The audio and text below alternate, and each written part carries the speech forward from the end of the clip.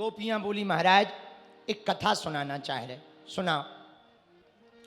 गोपियां बोली महाराज एक ब्राह्मण था एक ब्राह्मणी, ध्यान से सुनना, गोपियां कथा सुना रही भगवान को। एक ब्राह्मण था एक ब्राह्मणी। ब्राह्मणी पतिव्रता थी, जब तक पतिदेव को भोजन ना करा दे तब तक खुद नहीं करती। ये पुराना जमाना था, आज के जमाने में तो कठिन है। और पुराने जमाने में माताजी हरें जब तक पिताजी को भोजन ना करा दें तब तक खाती नहीं थी। आज के जमाने में तो पहले ही डकार लेती, जिसको खाना है सो खाओ। बोलो सीताराम, जोर से बोलो और जोर से बोलो। तो गोपियां बोली ठाकुर जी ब्राह्मणी बड़ी पतिव्रता थी, पहले पति को भोजन करवाती थी फिर भोजन करती थी, पहले पति को सुलाती थी फिर सोती थी, पति के चरणों की सेवा करती थी। एक दिन ब्राह्मण ने कहा देवी हमको परदेश जाना है कमाने के लिए। ब्राह्मणी रोते हुए हाथ जोड़कर बोली महाराज आप चले तो जाओ पर एक दिक्कत है। क्या? आप जाओगे हमारा पतिव्रत धर्म नष्ट हो जाएगा, पता नहीं आप कब भोजन करोगे, हम आपको बिना खवाए रह नहीं सकते, आपको बिना देखे नहीं रह सकते, आपको बिना सुलाए सो नहीं सकते, आप परदेश चले जाओगे हमारा पतिव्रत धर्म नष्ट हो जाएगा। गोपियां बोली कन्हैया से ध्यान से सुनना। हाँ हाँ सुन रहे, सुनाओ। ब्राह्मणी बोली महाराज उपाय बताओ। ब्राह्मण बोले एक उपाय। क्या?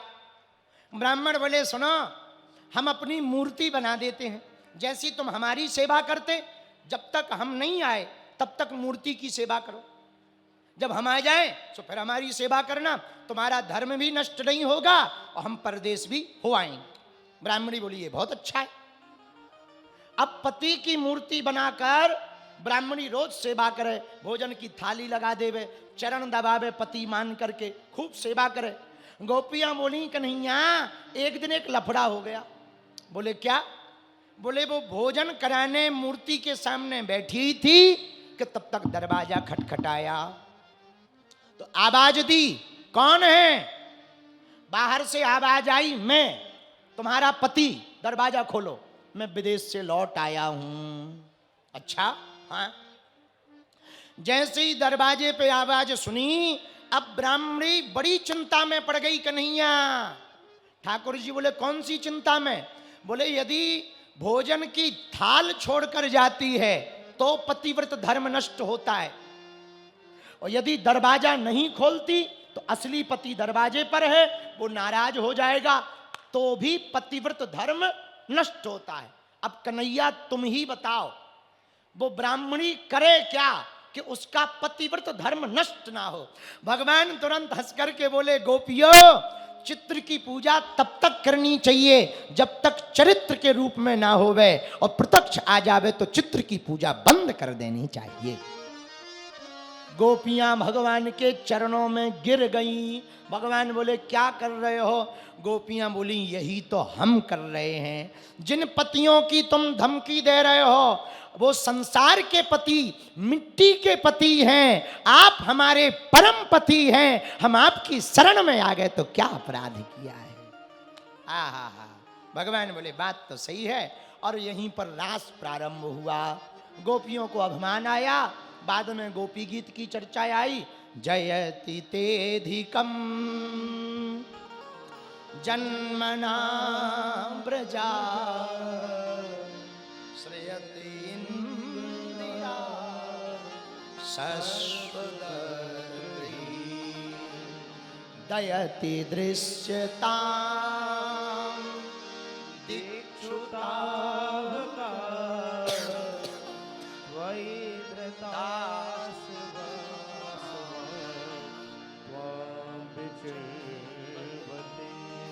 चूंकि चर्चा लंबी है और आज हमको शादी करवाना है ठाकुर जी की। कौन कौन बाराती बन के आया है? मेरे पागलो, जब तक आपके अंदर गोपी प्रेम प्रकट ना होगा तब तक तुम्हें परमात्मा प्राप्त ना हो पाएगा। गोपियों की तरह जब तक भाव प्रकट ना होगा तब तक कृष्ण ना मिल पाएगा। और हमारे वृंदावन वाले कन्हैया की तो एक आदत है, वो भगवान शंकर को भी मिले तो उनको भी पहले गोपी रूप धारण करना पड़ा, उनको भी गोपेश्वर बनना पड़ा, तब महादेव को भी मिले। गोपियों का प्रेम अभूत है, अभूतपूर्व है। गोपियां जब बैठती हैं तो कृष्ण की चर्चा करती। प्रेम तो वही होता जिसमें चर्चा भी हो तो उसकी हो, कथा भी हो तो उसकी हो, गीत भी हो तो उसके हो। गोपियां बैठी चर्चा कर रही। एक गोपी कहती, कान ना दूसरा नाम सुने, नहीं एक रंग रंगो यह डोरा, और धो कहूं दूसरा नाम कड़े, रसना मुख बांधी अलाहल बूरो। एक गोपी कहती, सुनो हमारा प्रेम कृष्ण के प्रति कितना है। बोले कितना? बोले सुनो, हमारे कान कृष्ण के अलावा किसी और का नाम ना सुने। हम कृष्ण के अलावा किसी और का नाम नहीं सुनना चाहते। और सुनो गोपियों, यदि हमारे मुंह से कृष्ण के अलावा किसी दूसरे का नाम निकल आए तो मैं तुम्हें कसम देकर के कहती हूं, तुम हमारे मुंह को पकड़कर जबरदस्ती इसमें विष भर देना ताकि मैं मर जाऊं। अगर धोखे से किसी और का नाम निकले, मैं कहना भी चाहती तो कृष्ण के लिए, मैं रटना भी चाहती तो केवल कृष्ण को रटना चाहती। गोपियों का प्रेम इतना पागलपन का है। एक गोपी और बैठी, वो कहने लगी, ठाकुर चित्त की वृत्ति है हमें, कैसहू टेक तजे नहीं भोरो, और बाबरी बे अखियां जरी जाए जो, सांवरो छाड़ निहारत गोरो। दूसरी सखी कहती, अरे गोपी, तू तो कहती है कि कृष्ण के अलावा कोई नाम ना निकले, मेरी भी तो सुन। मैं चाहती हूं कि स्वप्न में भी सांवले के अलावा कोई गोरा ना दिखाई दे। मुझे स्वप्न भी आए ना तो केवल श्याम सुंदर स्वप्न में आए, और श्याम सुंदर आए और सांवले वाले। यदि धोखे से मेरे स्वप्न में कोई गोरे कलर का, गोरे रंग का व्यक्ति आ जाए तो मैं चाहती हूं कि मेरी आंखें फूट जाएं और मैं अंधी हो जाऊं। तब तक तीसरी बोली, सखी तुम अपनी तो बता चुकी, जरा मेरी भी तो सुनो। हाँ जरा तुम बताओ। अब तीसरी सखी कहती, बाटन में घाटन में बीथन में बागन में वृक्षन में बेलन में बाटका में वन में, दरन में दीवारन में देहरी दरीचन में, हीरन में हारन में भूपन में तन में, कानन में कुंजन में गोकुल में धन में, और घन में जहां जहां देखूं तह श्याम ही दिखाई दे, सालिग्राम छाए रहे नैनन के मन में।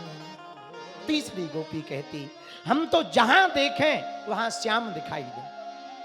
और गोपियों के प्रेम की स्थिति क्या है जरा देखना। एक गोपी मक्खन लेकर जा रही मथुरा, सासू मां ने डांट के भेजा, जा मक्खन बेच के आ।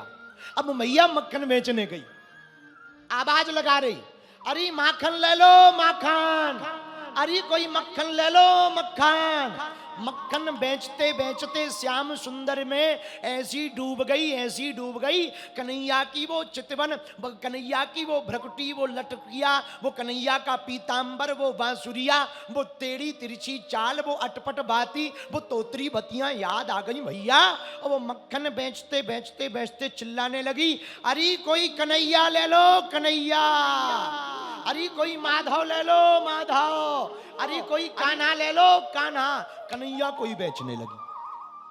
तब तक पांचवी गोपी बोली, तू अपनी छोड़ मेरी सुन, मैं कितना प्रेम करती हूं बता। अरे बोले क्या बताऊं, मैं तो आज रसोई बनाए रही थी, रसोई बनाते बनाते ना जो काला काला तवा है ना, वो काले काले तवा पे मैं रोटी धरने ही वाली थी, तब तक मुंह को काले काले तवे पे ये काला कलूटो कन्हैया दिखाई पड़ गया। बोले फिर क्या? बोले फिर क्या?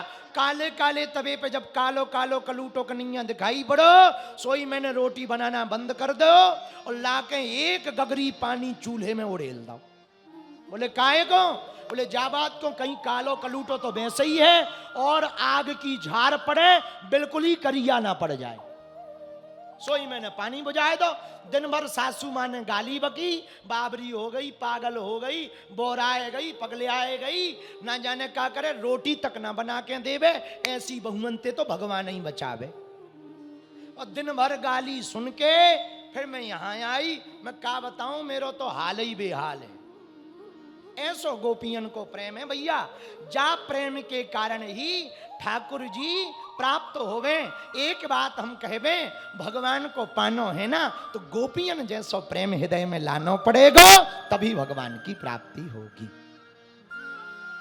भगवान को पाने का एकमात्र उपाय। यहां भगवान रास की चर्चा भागवत में आती है गोवर्धन लीला के बाद।